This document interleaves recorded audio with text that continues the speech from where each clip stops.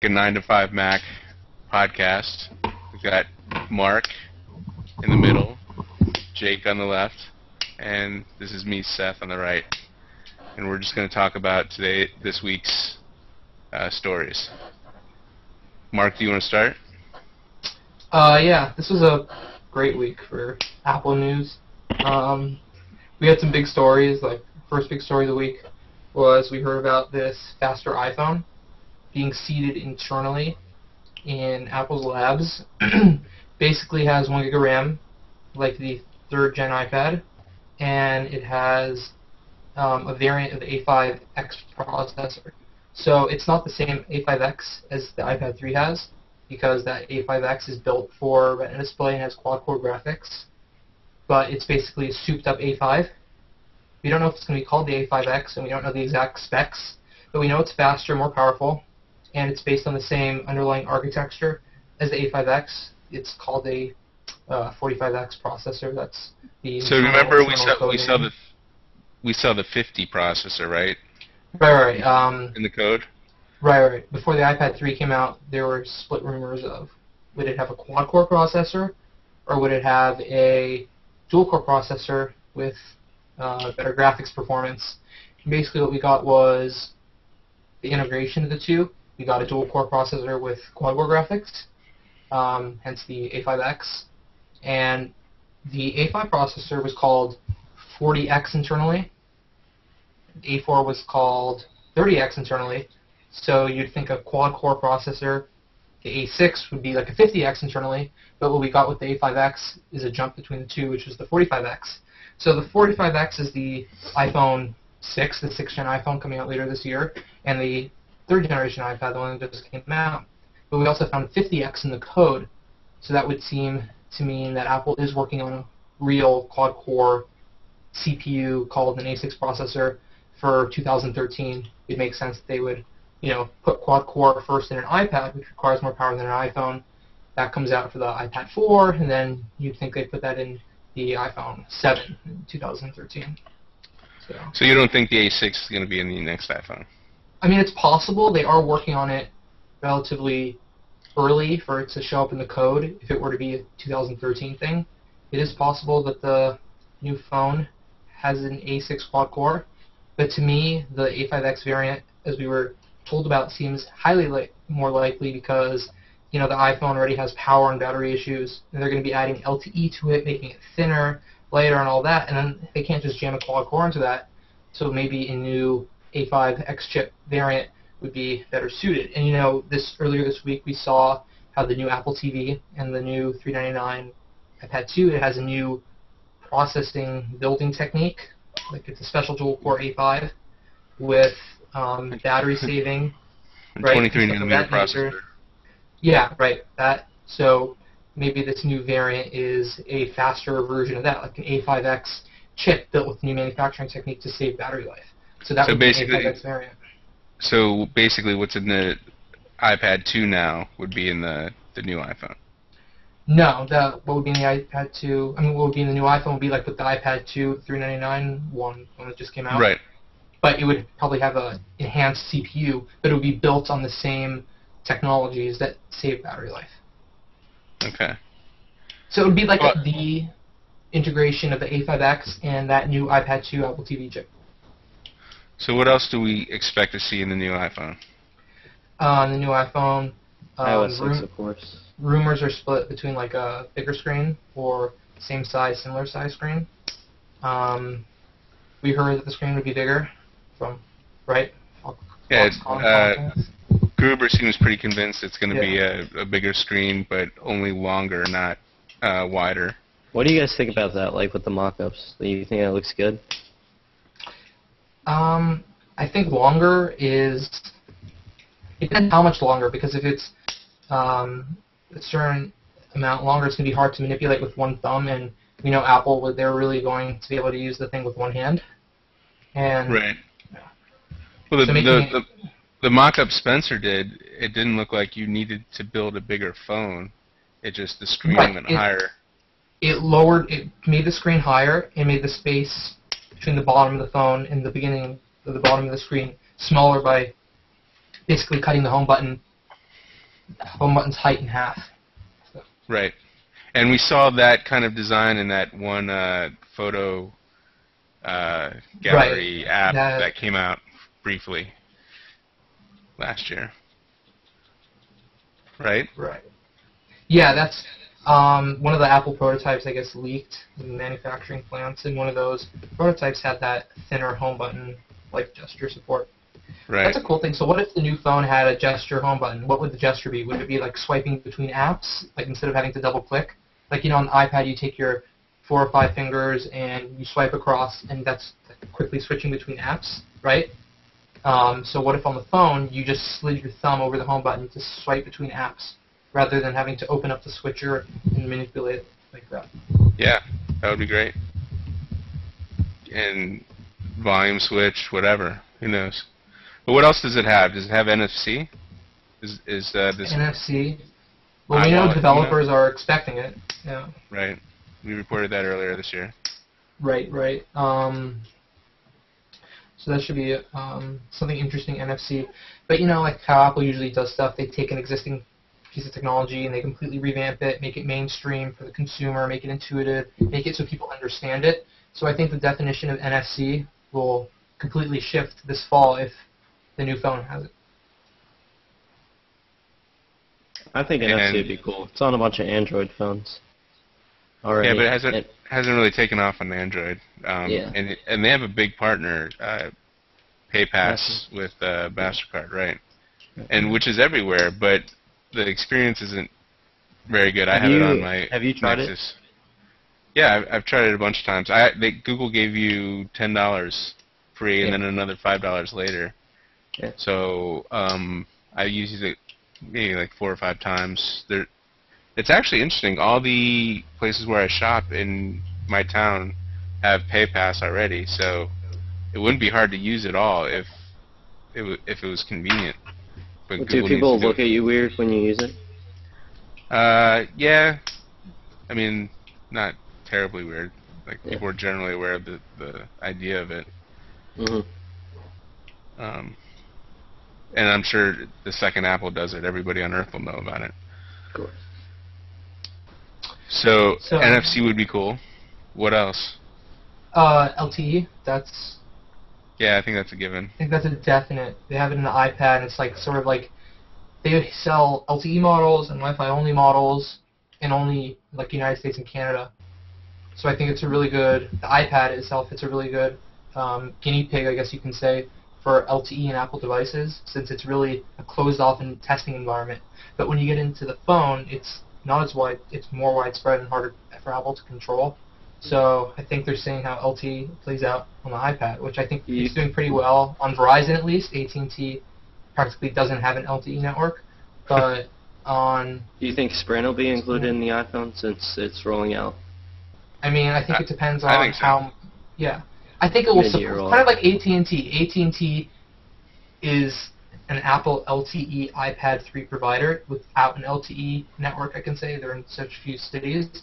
So I think the same thing's going to happen with Sprint. But we'll have to see come October, September, November. I mean, Sprint already sells the iPhone, so why wouldn't they sell the next iPhone? It's a given. No, I mean, LTE. I know they'll sell it, but do you think they'll include Sprint LTE? They have to. I don't think Apple's going to make a non-LTE phone besides selling the current one. Okay, yeah. Yeah, if they don't go LTE and they wait till 2013, people are going to think they're nuts. Yeah, and so the iPad 4G, as it's called only in the U.S. and nowhere else, has an older LTE chipset, which apparently is a battery drain.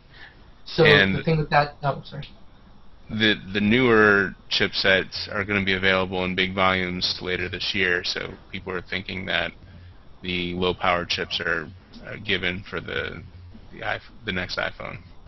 Also, the thing with the iPad LTE chip, supposedly it's not capable of being in a phone to make phone calls. Like, you can't connect to phone networks. That's right. But although LTE itself isn't, you can't make calls over LTE. You have to drop down. But I know what you're saying. If they put this chipset in the iPhone, you wouldn't be able to make. It's not like you can make phone calls right now on an iPhone. Right. But it would be even worse with this chipset. Right. I know what you're saying. Yeah. But I think some of the networks, like Sprint, for instance, has this HD voiced over LTE, which I think everybody's going to go to in the long run. But I guess that doesn't really matter at this point. Yeah, we'll have to see. And then what about like LTE internationally, like beyond the United States and Canada? You know? Well, my understanding is the newer chips would support more LTE bands, and even TD-LTE, which is big in China and China Mobile, and the like 600 million people that are on that network. What about Bluetooth 4? That's interesting. It has Yeah. the capability, but we haven't seen any usage of it. Like, it's about time they take advantage of something they're ushering in, you know? We're seeing all these watches right now that are coming out. Sony just released one. You got the IM watch, I''M, and what there was that other one too. The Pebble, $2 million the in Pebble. funding on Kickstarter. Unbelievable. Yeah, they got crazy funding, and theirs are pretty expensive too, aren't they? They're like $200. It's like $100. 150. 150. So the same price as the Sony. Yeah.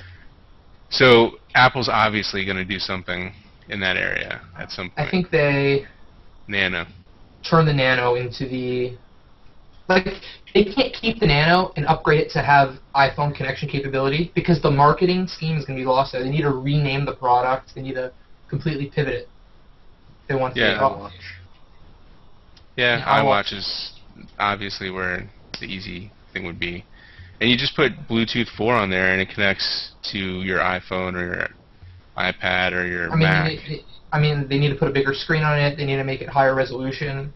If you haven't used the new Nano, the resolution. The Sony one's got, the resolution's not great, but the Sony one and the other ones don't have a better resolution, and they seem to work fine. I think the app integration's pretty cool. How it can integrate with different apps on the phone. Well, on the Pebble? No, on the Sony. It can integrate with like Twitter, I think, and other. Yeah, it can Twitter, Facebook.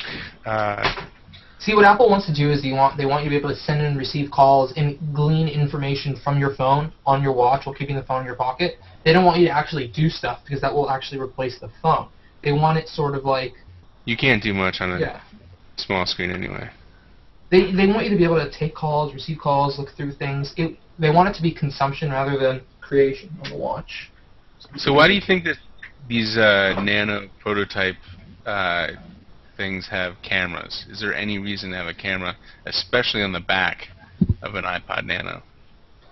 It makes little sense to me, but what does make sense is Apple's constantly, as we know, prototyping stuff, throwing things in, throwing things out, and I think it's natural evolution to try something that you did in an old form factor in a new form factor. They had to get rid of the camera to shrink it to the size that it's at now, and now new technology, new internal hardware pieces, like I think it's natural to try to get what you lost back into the new form. Yeah. But it makes no sense to me. Like, I don't think they're ever going to do it. I think the next version of the Nano is the iWatch. I agree. Jake, what do you think? Yeah, I think that too. All right. So, should we just go down to the bigger posts of the week? Sure, like on Monday, I think, or Sunday. We should probably talk about the new iTunes, right? Yeah, but like I want to talk about that Mike Daisy story. That was an interesting one. Yeah. We started off our week with Mike Daisy. For those unfamiliar, he was the guy who made stuff up about Foxconn and Apple working conditions. He really took these conditions to a more mainstream level, and after he got busted, he was portrayed negatively in the media, and that sort of culminated with him being taken out of a college commencement speech and getting a degree, like an honorary degree, revoked. So I thought that was pretty big news. And we got an internal email sent to students of that art college in Seattle. So I thought that was pretty interesting. Yes, it was kind of interesting. I thought Daisy was kind of out of it already. Like, I was kind of surprised that he was still kind of working at that point. Seems like he should just lay low for a while. Right? Yeah, I agree. And it was really nice of him to tweet that 9to5Mac isn't a news site. Yeah. After he reported that. That was awesome. I appreciated that from him. So, is that where the week started?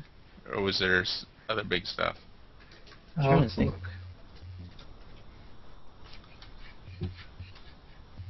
Well, before we get into the forums, let's go through the stories. Well, Vimeo got a 1080p update, which was interesting. It was a slow week. Facebook bought Instagram, 1 billion. Oh yeah, that was the big story. That's going to be the boo.com of the second internet revolution. You guys don't remember Boo, but they got bought for like half a billion dollars, and they had absolutely nothing. They were just like a shopping site, and they had nothing. What are they turn into now? They are nothing. I don't know. Go to boo.com. I don't know. That's the first time I've ever heard of them. Yeah, you have to be alive in 2000 to know about this stuff. I was alive. Yeah, I was. You guys were born in what, 2006? So Apple's market cap, they crossed 600 billion for the first time. Briefly. Yeah, for like a couple hours. Which is like really good philosophically and really good in their minds, like where we're headed. I think we should talk about the AT&T unlocking. Oh yeah. And then T-Mobile's statement that they gave to you, Seth. I thought that was interesting. Well, so I think, and our AT&T people won't say anything about it, but I think the fact that we had people going through Tim Cook's office and getting AT&T to unlock the phones, I think that pissed off Apple. I think that pissed off AT&T enough to do something about it. Because we were thinking, like, okay, why would AT&T do this? It's obviously not in their best interest. There's no money to gain, and there's lots of users to lose. So why do they do this? A, it's because they got sick of us reporting on and getting people to go through Tim Cook's office. B, the FCC was like, all right, you guys have to, like, you know, it's 2 years is over, then you have to unlock the thing. And it came down from the FCC or the U.S. government or something. And the third reason was perhaps this was part of the T-Mobile merger then breakup. And maybe this is one of the stipulations that came out of that. And my guy at T-Mobile, which I asked specifically about it, wouldn't say anything about if that was the case, but he did give me that statement saying, fantastic. And actually, if you look at T-Mobile's month-to-month plans, they're pretty good. Like for $30 a month, you get their version of 4G, which is HSPA plus, which is quote unquote unlimited. But after, I can't remember if it's 2 or 5 gigabytes, you get dropped down to like edge speeds. Oh, well, you're already on the edge, right? For the iPhone. Yeah, if you're on the iPhone anyway, you're on edge. But so, it's not a bad deal. Like, you get a lot of data for almost nothing. If you're broke, that's the way to go. Yeah. And the better news for T-Mobile is that they are building out the 1900 megahertz, which will allow 3G or 4G, whatever, iPhones to use their full 3G network. But there's like 1 million people using the iPhone on T-Mobile, right? Yeah, which is crazy when you think about it, because you actually have to buy it on AT&T, finish your contract, and then go over to T-Mobile afterwards, or sell your phone to somebody, and kind of have to. Most of those people are going to be jailbroken, wouldn't they be? I mean. Yeah, probably. See, the interesting thing about that. What? No, go ahead. So in June last year, they gave you a statement saying that they have 1 million unlocked phones on T-Mobile, and then 4 days ago, the new statement they gave you about the unlocking, it also said 1 million. So that's a 6-month time period, and then they're still saying 1 million. So. Well, maybe they just didn't hit 2 million. Maybe they were at exactly 1 million. We know they were at 1 million in June, so right. Maybe they were. Yeah. I mean, nobody wants to put an iPhone 4S on T-Mobile when you could, Just get the great 4G speeds of AT&T. Right, or Sprint or Verizon.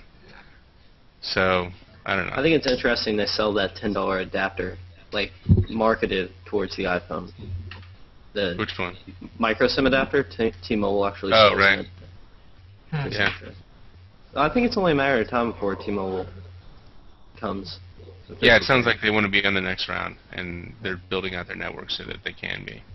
But Sprint, you remember they had to buy in with quite a large amount of money into it, so I don't know if T-Mobile... Yeah, but I mean, look at all these little baby carriers that are coming in. Right. Like, I don't even remember the names. Appalachian Mountain. Yeah, Apple's spreading it out quickly. C-Spire. Right. Yeah. Was So that also April 20th? Those all go online. Yeah. Something like that, but it's like 4 or 5 minor carriers. C-Spire was like in February, but... There's some like weird one here in Kentucky that's just like part of the state that's going to carry the iPhone. Yeah. So also, this week we covered a lot of apps, actually, this week. It was more than normal that we usually cover in a week. We had Vimeo. It got 1080p, 720p support. And the interesting thing is that the quality of the video, like if you're watching it on the new iPad, it switches based on your network capabilities. So it's cool how they manage that.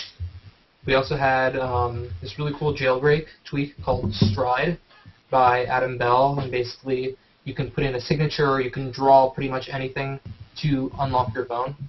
So that's more advanced than like an iPhone slide to unlock, or like an Android and like a 9-pin pattern. You literally can even sign your phone. So I thought that was cool. And then we had Speed, which you can basically replace your Cardash with a iPad app. So we thought that was pretty interesting. I like Speed. It's not just because Smith is the developer there.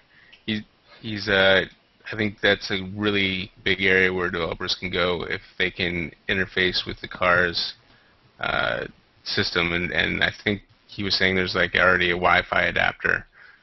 Yeah, that I think you the can app's connect going to up be to. huge. Yeah. Yeah, and also Mercedes. Mercedes it has an interface as well. But I mean, you can do Their new one's going to have altitude. Siri.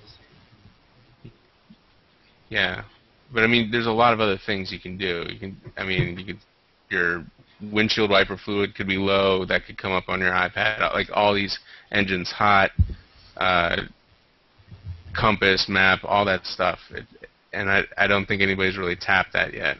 Yeah, and he's really building Speed out later this year, he said. So it's going to be a big deal. Our other big story this week was, of course, besides the...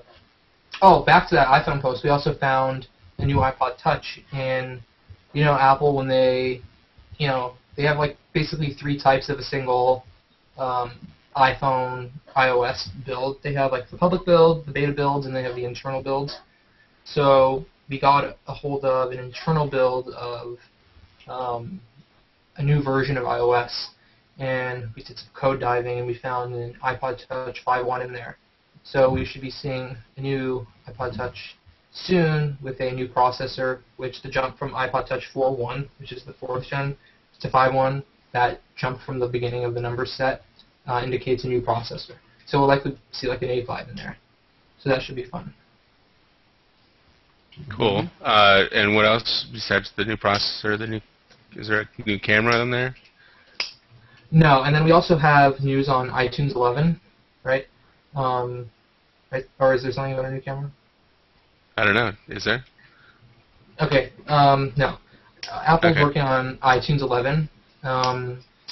I saw iTunes 11 in action from a reliable source, and basically Apple works on things in different groups with different people, and basically what they like to do is they like to split up the work, and at the end, when they're ready, they combine everything into a single build. And so what we saw was the underlying code package of iTunes 11. I'm sure they're working on a new interface in some other group than the iTunes team. But what the code seems to indicate, and what the sources indicate, is that iTunes 11 is a new version of iTunes that supports at least iOS 6. We're not sure if this is going to be the first iTunes with iOS 6 support. They may do like a 10.7 or 10.6.5 update to support like an iOS 6 beta at WWDC, hopefully. But iTunes 11 definitely supports iOS 6. And it also has improved iCloud integration. So what you're going to get now, no matter if your phone or other iOS device is plugged in, you're going to get an iCloud-specific menu drop-down menu from the menu bar in in iTunes preferences that you can manage your iCloud backups, iTunes Match, and all that. So that's really showing Apple's iCloud philosophy for the future, having it like really showcasing iCloud within iTunes now. And it's basically iCloud, you can say it's the future of iTunes. That just shows that merger. And also along with that, we had a screenshot of iTunes 11 just to show that it's legitimate and all that. And interesting, Apple bought a company called Chomp earlier this year who focuses on discovering apps. And even before that Chomp news broke out, it's actually interesting, the week before the Chomp news broke out, it was really well timed. We broke the news that Apple was making an all-new iTunes store, an all-new App Store, focused on interactivity and being able to find apps on a more personal, interactive, more intuitive level. And after that, Chomp news broke out, and we were able to confirm that Chomp's executives were well integrated to the iTunes marketing teams. And we did find out recently from a number of sources is that the Chomp staff, like besides the executives, they were specifically integrated into a new team solely focused on discovering content easier. So I think that's really cool. Makes sense. Yeah. But you know, eventually, does iTunes even need to exist? Like, why isn't everything just going through the iCloud? I never use iTunes for my device management. I only use it for like listening to music on the computer. Right. I don't do Wi-Fi sync or anything. So why do we need iTunes? To listen to music and to browse the iTunes store. I mean, even though the hub is gone, it's still good to have. Basically, Apple put every device they sell is now a device rather than Mac being a hub. And every iOS device has a music player and an iTunes store and an app store and whatnot. So just iTunes on the computer right now is just the Mac version of iOS iTunes. You see what I'm saying? Basically, iTunes is going back to where it started, where it used to be a player, and then all of a sudden it became a program to sync your devices and manage your devices, and now it's kind of going back to just being a player. Yep. And I think, iTunes, lots of people complain how heavy of an application it is, difficult to use. I think if they just strip that device syncing capabilities, I don't know if that'll be iTunes 11 or an iTunes 12 or 13 thing, or if iTunes evolves into something completely different. But I think we'll eventually see the syncing stuff stripped, and we'll see a cleaner, lighter iTunes player. I'm a huge fan of Spotify, so I haven't been using iTunes much. Yeah, I'm not really into the music streaming thing. I think I like owning my songs, being able to listen to them offline. But yeah, Spotify's cool. I've been doing both as well. I got a free Spotify account for a while, like a premium account, so I've been milking that for a while. But I always go back to my iTunes. So other interesting stuff this week. Tim Cook speaking at D10. Yeah. That's cool. I mean, he's just gonna do what Jobs did, right? Give his spiel. I wish him and Ballmer would do an interview. Yeah, I wonder how they feel about each other. They haven't really interacted.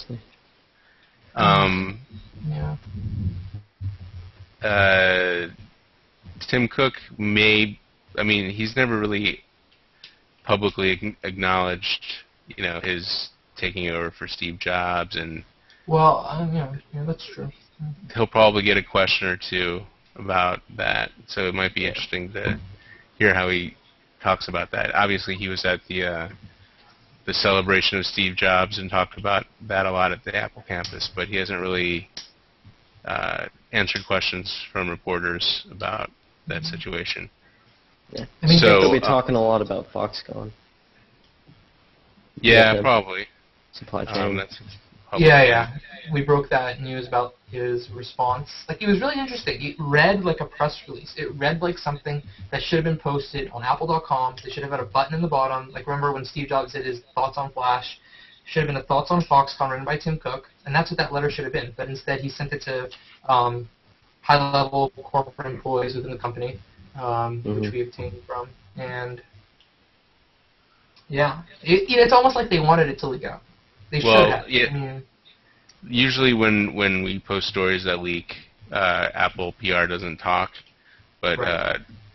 other reporters that do talk to Apple a lot more said that Apple is very quick to confirm that that was a legitimate email, That we and dived and in. and did it happily and obviously. So it wasn't like Apple wanted to keep that a secret at all. Yeah, it was a big deal. They probably would have posted it if that hadn't leaked, maybe a week later on the homepage. I don't know. Maybe. Probably not. It was one of his. I would have to say it was his most important email since taking over. I mean, it really showed who he is, showed what they're doing, and there was like this line in there, like thanking everyone for all the work they've done and sharing his disappointment that they've been working so hard on cracking the Foxconn code and making everyone safe, and people are coming out and saying that they're not doing anything. So Yeah. big deal. All right. So what else? What else was there? We can talk about Flash, whatever it's called. Flashback. Or Flash. Flashback. Okay. Yeah, so Apple has never really had a big virus. Well, not since OS 10 Malware. anyway.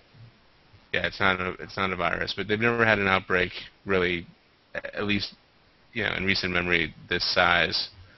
So it's kind of a big deal. Although like it doesn't really do much to your machine. It just redirects you to ads, I think. Right, and you can't get it if you don't. Even if your machine wasn't updated, you can't get it unless you go to a malicious site. But most of the people who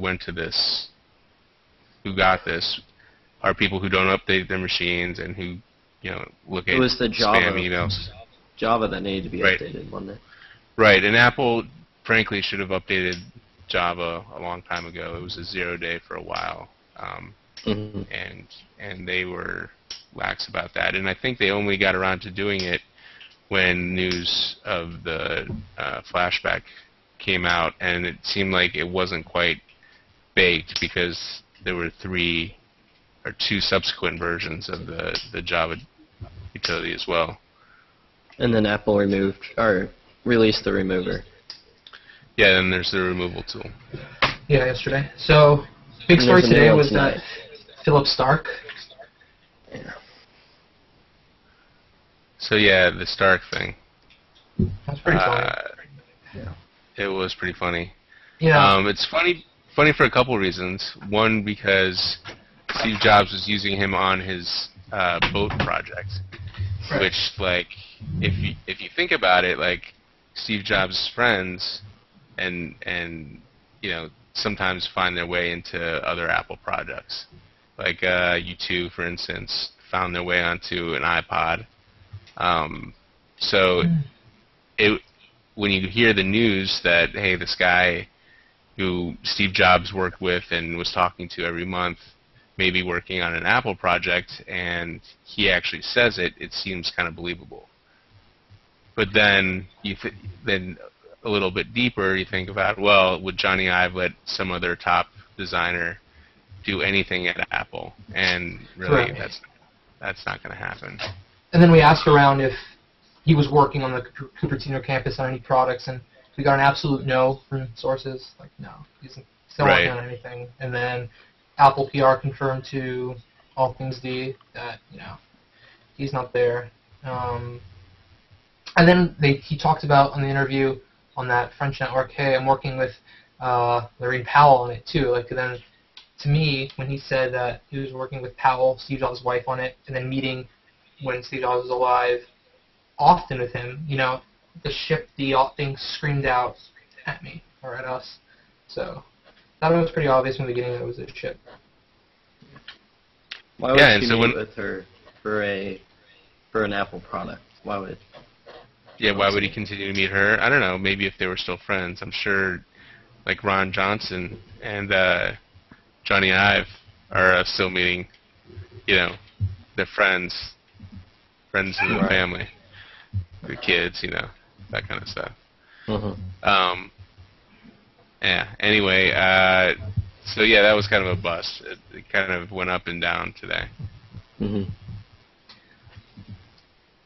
Yeah, I just got the Apple Developer Seed notice for the post we did earlier today. Yeah. Beating Apple. Too soon. You want to talk about the forums, and then we'll talk about the future? Sure. We launched the forums last weekend, and it's actually getting more traffic than we had originally thought. I don't know. We can't directly measure how many people are actually in the forums versus how many people are looking at it, because we're embedding the forums as comments in the bottoms of the posts. But there's a lot of traffic, and we're seeing like people post like once a minute, so that's pretty good. It's covering not just 9to5Mac, but also 9to5Google, 9to5Toys, and it's being hosted, and software is from a company called Vanilla, and all they do is forums, and it's big open source forum thing. It's pretty easy, and we're going to do a lot more work on that. There's a lot of skinning and a lot of design. We kind of want to take away most of the clutter and just make it the comments and the posts. And then new stuff coming this week, hopefully this weekend. We're going to have something called asides, which are going to be short posts that are kind of like a linked list, where we're going to see a story that we're not going to cover fully, or it's been covered fully somewhere else, and it may not be directly related to 9to5Mac's core competency. So it might be a Facebook thing or a Microsoft thing, or maybe it's a deal on 9to5Toys, or maybe it's a Google thing that we want to link the 9to5Mac users to. And it's basically just going to be a title, and that title is going to open up into a small linked list kind of post, where we will have a sentence or two with possibly some quoted text, a link going out, and maybe a picture or YouTube or something like that. And that's gonna kind of fit in between our normal posts. So we'll have like 3 or 4 asides between each post. And that's it for now on the site stuff. Cool. Anything else? Yeah, I'm really excited about the forums. I think it's just going to explode over the coming weeks and months, and I think it's a really good replacement for what we used to have. Yeah, I really like it, and I think the asides are going to be fun. So what's next with Apple? Apple news, not site features.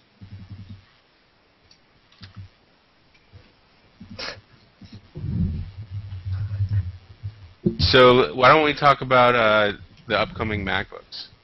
Coming MacBook Pros. MacBook Airs, Mac Pros. Let's just speculate. Like, this is what I think is going to happen. This is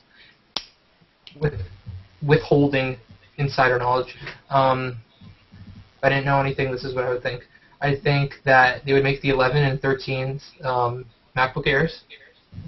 The 15s and 17 are the Pros.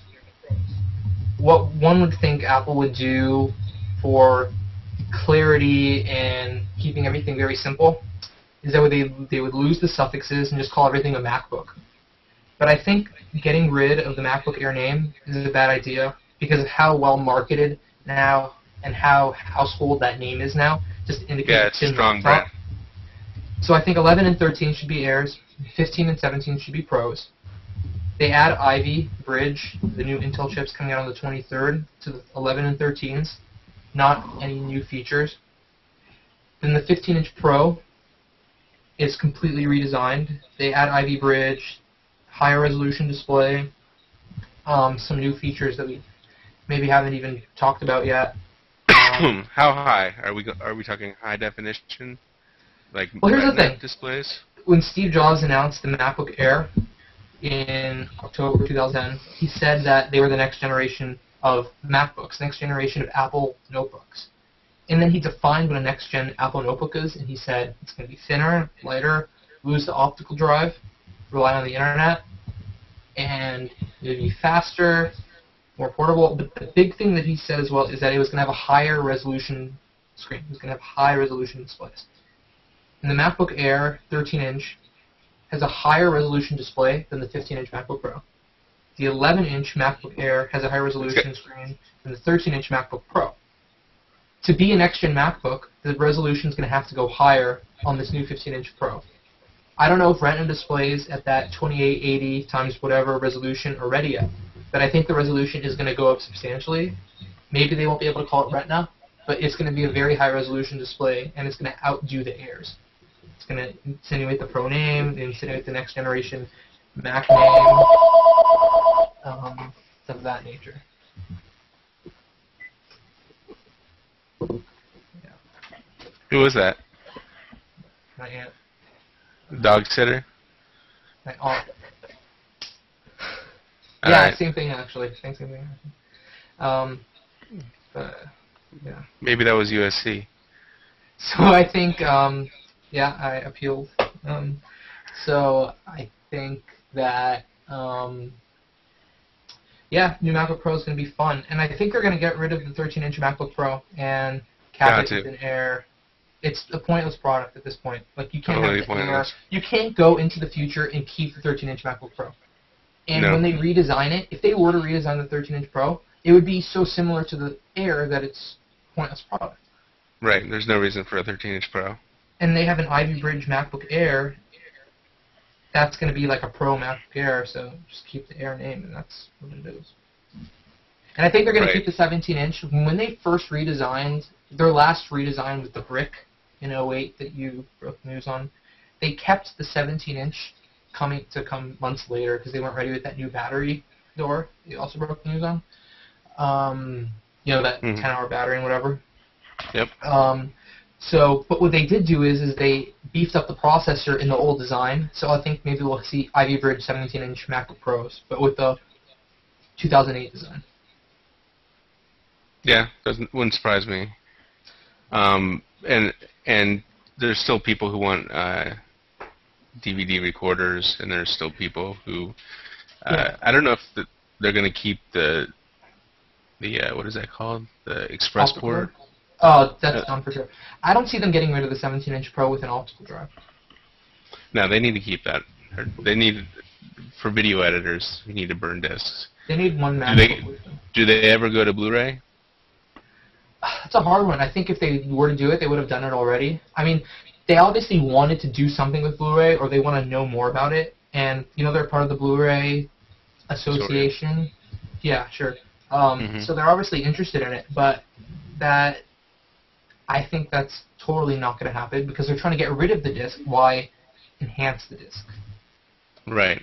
But you have these video editors who want to burn stuff onto Blu-ray. I mean, if we see Blu-ray, it won't be in a 15-inch or 13-inch. It'll be in that 17-inch.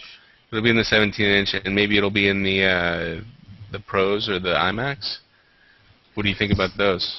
The iMacs is an interesting one. It's very much due for a redesign. The last redesign was in late 09. I think 2012 is the year that Apple saved up their best products for. I mean, I think they really planned their roadmap out well, knowing when they have to get these major new products out the door. So I think we'll see a redesigned iMac by midpoint of this year. But do they keep the optical drive in the iMac? That's an interesting one. Or do they make it a BTO option? Get an optical drive in the iMac, you know? Well, I mean, do you really even need a BTO? You could just put it on your, you just get an external super drive with USB. See, with the desktops, it's different than the laptops. Does removing the optical drive from the iMac allow Apple to make it a substantially thinner computer? I don't think so. If they can get it as thin as they want and not even have to worry about the optical drive like they do on a MacBook, what's the point of removing it at all? Except to make a point. Yeah, plus, like, the thin on a desktop, that extra millimeter or two that they save, doesn't matter. It's really not worth it. Who cares? Yeah. You're not lifting that thing up at all. Plus, if they get rid of the Mac Pro soon, I mean, it's just they need a desktop with an optical drive. Do you guys think they'll get rid of that? I don't think they're going to get rid of a Pro line, but I would. So check this out. What if they did something like a Mini Pro? Because Thunderbolt lets you basically make the Mac Mini, but make it a little bit beefier. Maybe put a Xeon processor type thing in there. But so here's my thinking. You have a Thunderbolt cable that goes out that you can attach the same hard drives and faster that you would put in a Pro. You can put the same cards, like graphics cards, whatever, that you would put in a Pro in a box through Thunderbolt. So why do you need a huge box for big graphics people? The only thing you really need, you can do that through Thunderbolt. Just with the cards, you do that through Thunderbolt. With the hard drives, you do that through Thunderbolt. There's no other reason except to keep a really, really badass processor cool. And that's why I think the current Mini isn't big enough to be a Pro Mini. So I think they're going to have to go up a little bit and to keep that thing cool. But this might be a generation or two out. I don't know if that's going to happen soon. Yeah, like, last we heard about the Mac Pro was May of last year, 2011, which basically a year ago, is that people working on the Mac Pro team specifically said that they don't know what's happening to the Mac Pro. Now, a year's a long time, so things could have changed within the last year. But didn't somebody know right into I think it was Jobs at the time? Yeah. Okay. And so asking about the Pro line. This was in July, right? July of last year, though, right? It was July 2011, and this was like in Steve's final weeks of being the CEO of Apple. And he told them, "We are very invested in the Mac Pro, not to worry," something along those lines. But this was in July, so things they could have had almost a year ago. Their plans change daily. Right, anything could happen. But the thing is, though, like, you know, even if they get rid of the Pro and there's something else there, it's still kind of the same idea. Like, you're still able to run Final Cut Pro or whatever on iMacs and Minis, although not quite as good, obviously. So here's another question: USB 3 on the new line, the new Intel Ivy Bridge line, which Ivy Bridge has USB 3 native, so they don't even need to add any extra chips to the chipset. Is Apple going to support USB 3? Thoughts? I don't know. Thunderbolt, they're really invested in it, but they're not invested in it in a Mac Pro. Right. So would Apple actually disable? They would actually have to, like, I mean, the motherboards would have the capability of doing USB 3. Apple would have to, like, just not connect up to USB 3. I think it's a transition that they don't need. Really? I mean, it is a USB transition, 3 right? is pretty speedy. I mean, it's a transition. It is, but it's backward compatible, so they're it's not even done transitioning to Thunderbolt, though. I mean, I guess they are. They're far from that. They're far from transition? Yeah, I mean, when you think about how many drives are available, how many... I'm talking about Apple itself.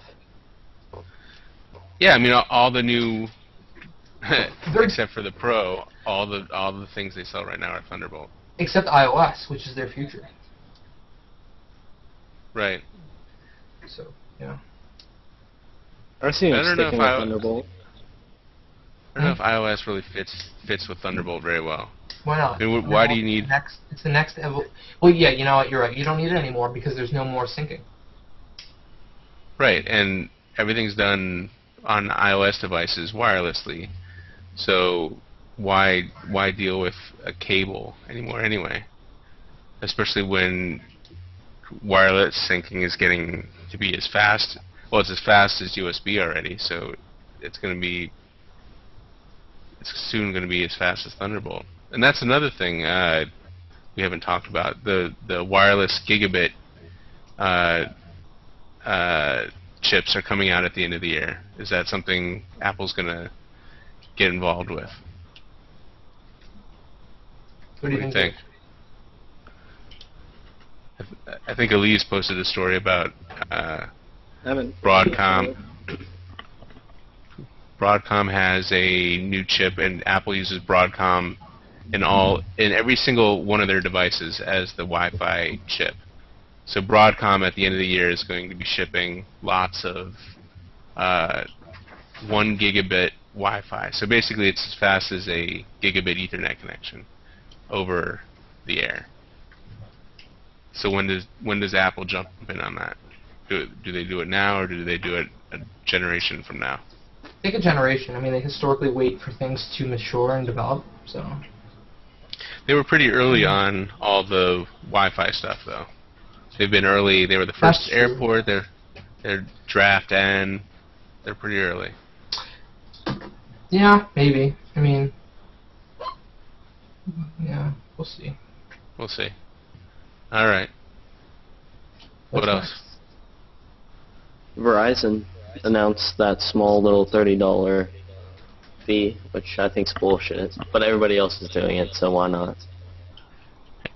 This is a family program, Jake. Sorry. Yeah,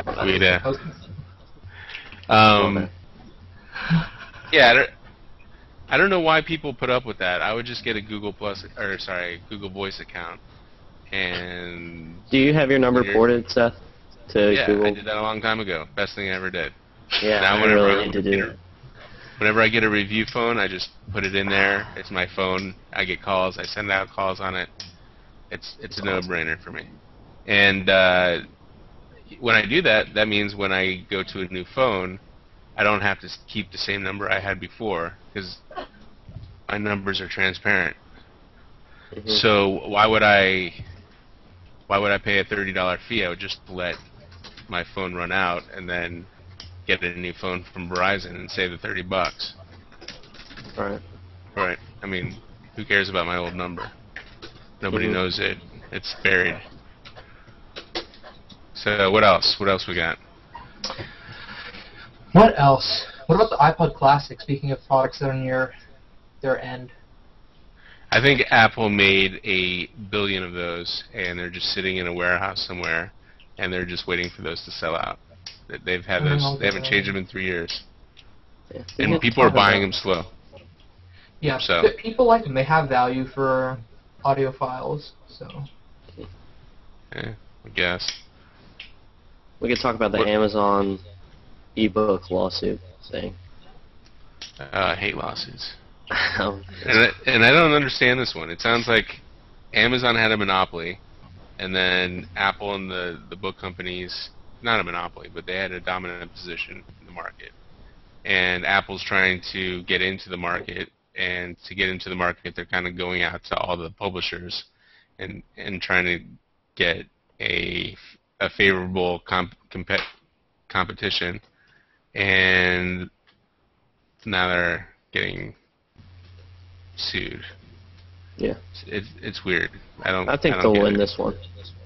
Who, Apple? Mm-hmm. I mean, it goes both ways. It's more directed towards the publishers than Apple. And a couple analysts have said that Apple could probably come out of this. Yeah, I don't think Apple's sweating too much about it. Yeah, and even if they settle, it's not a lot of money to them. Right, and even if they had to shut down iBookstore, I don't think they would care that much. I don't even think it's gonna happen. That's like not even conceivable. Yeah, I know it's not, but I'm just saying, even if they did, worst case scenario. That's like it's not like. Yeah, but even Does that anyone case, read books on their iPad anyways?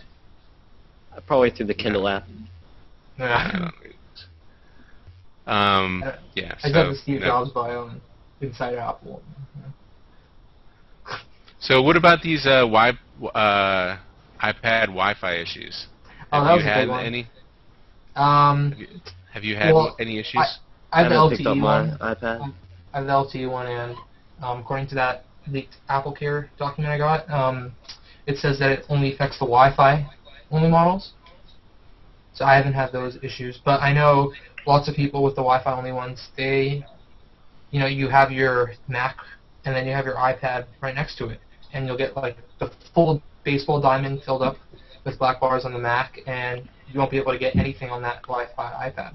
So I think a lot of people are having those issues, and I think it's a really big deal, and I hope Apple fixes it soon. Well, Apple's replacing the affected units, right? Yeah, they are. They're replacing affected units. That's how serious of an issue it is. They want them to be swapped, and they are basically, there's this process called capturing, and what they're doing is they're capturing people's Wi-Fi iPads that are brought into Apple Care support centers, and they're immediately packing them up and shipping them to Cupertino for immediate investigation by Apple engineering teams to get to the source of the issue, work with the hardware and software teams to create a firmware-based fix. Yeah. I have a iPad and the new iPad Wi-Fi, and I have not had Wi-Fi issues, but to be honest, I haven't really used it that much. But my son, on the other hand, he has not complained about Wi-Fi issues, but he's 3, and he doesn't use Wi-Fi. So that's my experience firsthand. Mm-hmm. And what else? What else we got? Slowly. What about the testing screen sharing guided tours of product pages? So that was interesting. So apparently in Brazil, you can get the chat support person to walk you through the new iPad webpage. I guess it's like a test page that they're doing. Like, hey, I'll show you through this page, tell you more about it. So I think that's really cool. The online store team's working on that. I tried it personally in the U.S., and they wouldn't screen share with me. Maybe they didn't like me, but they wouldn't do it. But one of our readers claimed to be able to, I'm not sure if he was in the U.S., but it was an English-based thing, so I doubt it was the Brazilian store, that they offered to screen share with him, and they said, hey, let me call you on the phone for the audio. So I guess right now, version 1 or beta, whatever software they're doing, it's video only, and you can't audio through the computer. They have to physically call you. But either way, it's cool that they're testing out new things. Yeah. Yeah, I don't know. That's not very exciting.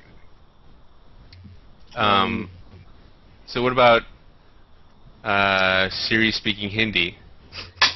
I didn't find that too interesting. Where's Hindi? Yeah, maybe. That's India. Yeah. I thought the first look at the assembly process of an iPad was very interesting. The what? The assembly process of an iPad. The second. Yeah. So that guy got a little reward for busting down Daisy, and I thought that was kind of cool.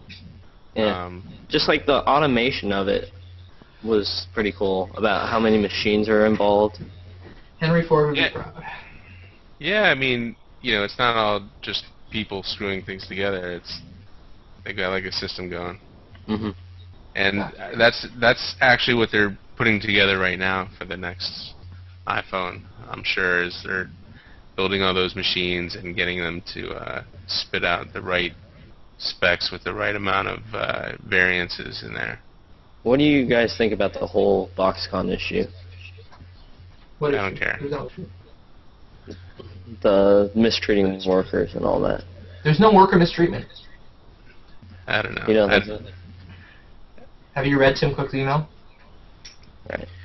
I think it's something that they need to consider, but like it's been blown way out of proportion. Why don't they just buy Foxconn? Don't you think that'd make things easy? Pretty expensive. I don't think Apple. Yeah, and I don't think Apple really wants to do that kind of stuff. Like that, then they have to like give everybody like Apple benefits and. See, the thing with that is that's how Apple manufacturing started. They did things locally. They did things that way. They owned the manufacturing plants initially, and that was the issue because they couldn't control them. Foxconn is built from the ground as a manufacturing. It's like what is it? Is it bigger than the Vatican? It's a city, yeah. Yeah. And it's not just Foxconn. You got a bunch of other big companies there. It's a big place, and it's basically manufacturing land, and it's run by people who know what they're doing. Like Apple has had successful product launch after product launch. And you know what I think, Jake, to Yeah. answer your question earlier, you know how the workers were complaining when their overtime got cut? Yeah. I don't think those workers are there to enjoy life. They're there to work. Things and are work already a hard lot. enough where they There's- were before. Right, and they're just going in. They're going in for like 6 months, 2 years, whatever, and they're working their ass off.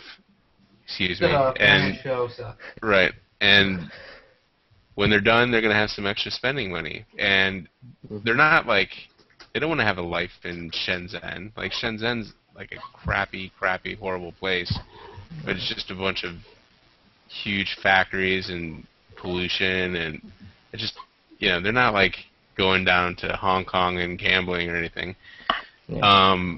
So like these dudes want to work 80 hours a week, and then they want to get out of there quick, make as much money as they can, get out of there quick, and go see their families. Their families aren't with them; they're just living in dorms, and like giving them more time off is just gonna like make them have to stay there longer to get the money they were trying to get. And if they're not working, I think it'll cause problems. Like they'll get bored. Right, and they'll start leaking. They'll have time to leak us information.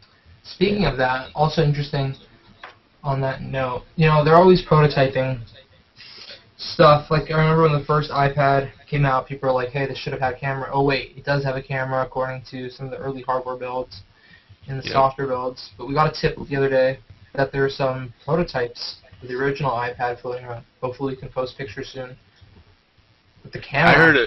I heard a really interesting story, actually.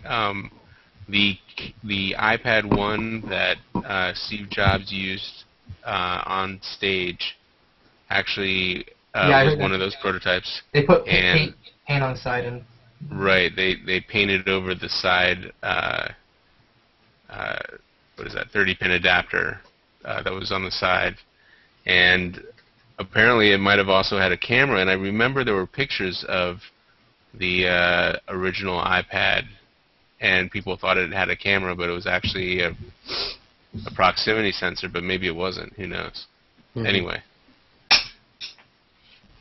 What else? Are we getting close to wrap-up time? Yeah, I don't care about that.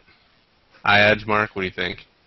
iAd producer, Twitter integration, just shows Apple's further work with Twitter.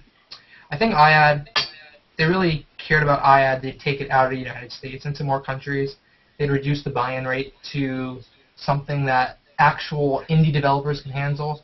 Like, try to find me one indie developer who could buy into a $100,000 minimum buy-in for ads. This started at $1 million. They got it to $500,000, now $100,000. If you're already at a certain threshold of money, you can go to $100,000 to $5 million. It's still going to be a lot of money for the same range of people. Yeah, but I think I don't necessarily think that them dropping the money down is necessarily a bad thing.